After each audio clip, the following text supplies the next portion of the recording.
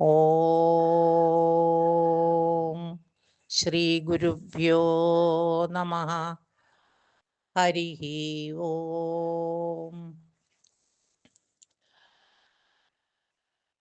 ഓം നമശ്ചണ്ഡികായൈ. ഞാൻ പാർവതി കെ,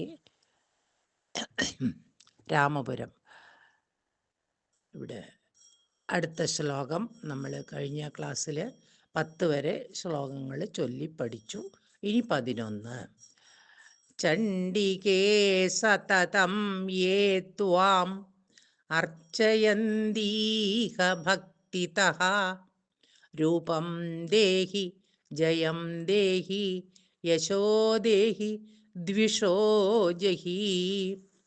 ചണ്ഡികേ, അല്ലയോ ചണ്ഡികേ, ഏ ഏതൊരുവർ അല്ലെങ്കിൽ ആര്, ത്വാം നിന്തിരുവടിയെ, സതതം എല്ലായ്പ്പോഴും, ഭക്തിതഃ ഭക്തിപൂർവം, അർച്ചയന്തി ഇഹ അർച്ചിക്കുന്നുവോ അവർക്ക്, അല്ലയോ ചണ്ഡികേ നിന്തിരുവടിയെ എല്ലായ്പ്പോഴും ഭക്തിയോടുകൂടി അർച്ചിക്കുന്നവർക്ക് രൂപവും ജയവും യശസ്സും നൽകണമേ, ശത്രുക്കളെ നശിപ്പിക്കണമേ.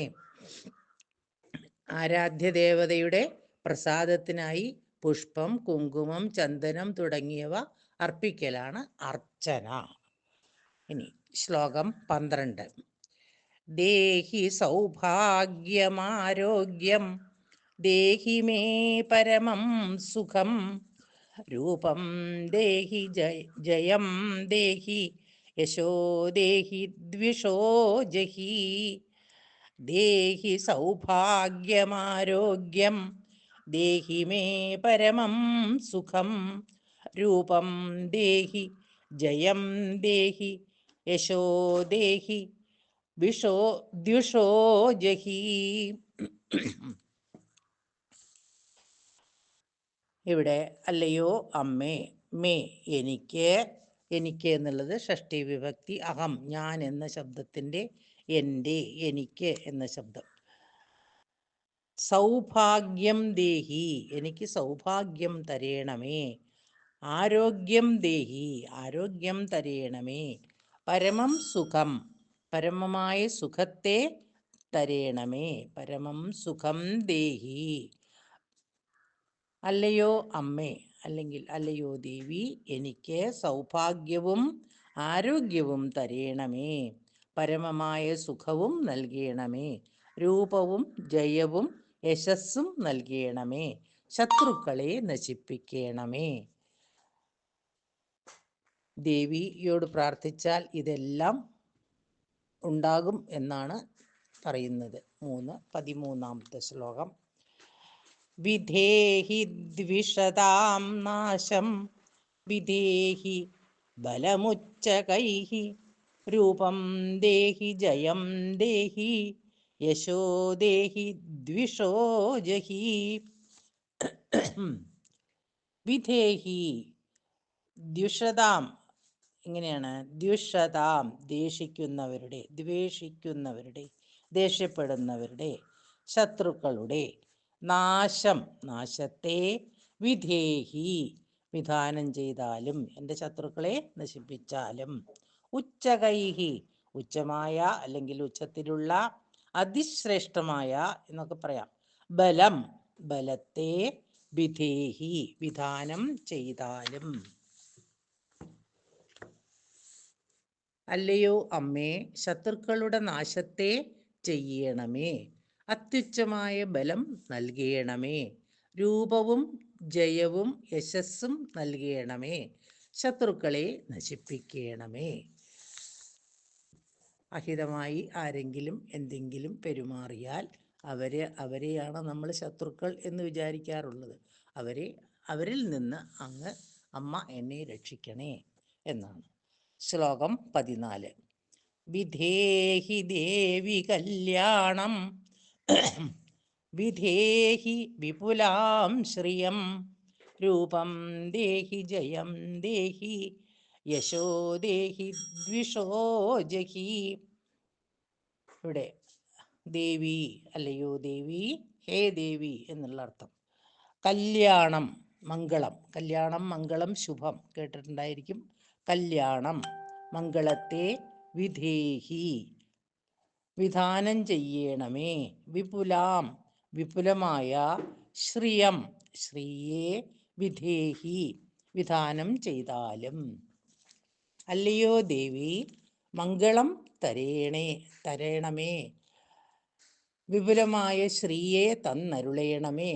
എനിക്ക് രൂപവും ജയവും യശസ്സും തന്ന് അനുഗ്രഹിക്കണമേ. ശത്രുക്കളെ നശിപ്പിക്കണമേ. ഞാൻ നേരത്തെ പറഞ്ഞു കല്യാണം എന്ന അർത്ഥത്തിന് കല്യാണം മംഗളം ശുഭം എന്നെല്ലാം പ്രസിദ്ധമായ അർത്ഥം ഉണ്ട്. ശ്ലോകം 15. വിദ്യാവന്തം യശസ്വന്തം ലക്ഷ്മീവന്തം ച മാം കുരു. രൂപം ദേഹി ജയം ദേഹി യശോ ദേഹി ദ്വിഷോ ജഹി. അല്ലയോ അമ്മേ, മാം എന്നെ, വിദ്യാവന്തം വിദ്യയോടുകൂടിയവനും, യശസ്വന്തം യശസ്സുള്ളവനും, ലക്ഷ്മീവന്തം ച ലക്ഷ്മിയുള്ളവനും, കുരു ചെയ്താലും ആക്കിത്തീർത്താലും എന്നർത്ഥം. അല്ലയോ അമ്മേ, എന്നെ വിദ്യാവാനും യശസ്വിയും ലക്ഷ്മീവാനും ആക്കിത്തീർക്കണമേ. എനിക്ക് രൂപവും ജയവും യശസ്സും നൽകണമേ. ശത്രുക്കളെ നശിപ്പിക്കണമേ. ഇവിടെ വിദ്യയ്ക്ക് ജ്ഞാനം എന്നൊരർത്ഥം കൂടിയുണ്ട്. അതും കൂടെ മനസ്സിലാക്കി വയ്ക്കുക. അടുത്ത ക്ലാസ്സിൽ ശ്ലോകം 16 മുതൽ ഞാൻ 10 ശ്ലോകങ്ങൾ എടുക്കാം. ഓം നമശ്ചണ്ഡികായൈ. ശ്ലോകങ്ങൾ 11 മുതൽ 15 വരെ. ഇനി അതെങ്ങനെ ചൊല്ലാം എന്ന് നോക്കാം. ചണ്ഡികേ സതതം യേ ത്വാം അർച്ചയന്തീഹ ഭക്തിതഃ. രൂപം ദേഹി ജയം ദേഹി യശോ ദേഹി ദ്വിഷോ ജഹി. ശ്ലോകം 12. ദേഹി സൗഭാഗ്യമാരോഗ്യം ദേഹി മേ പരമം സുഖം. രൂപം ദേഹി ജയം ദേഹി യശോ ദേഹി ദ്വിഷോ ജഹി. ശ്ലോകം 13. വിധേഹി വിഷതാം നാശം വിധേഹി ബലമുച്ചകൈഃ. രൂപം ദേഹി ജയം ദേഹി യശോ ദേഹി ദ്വിഷോ ജഹി.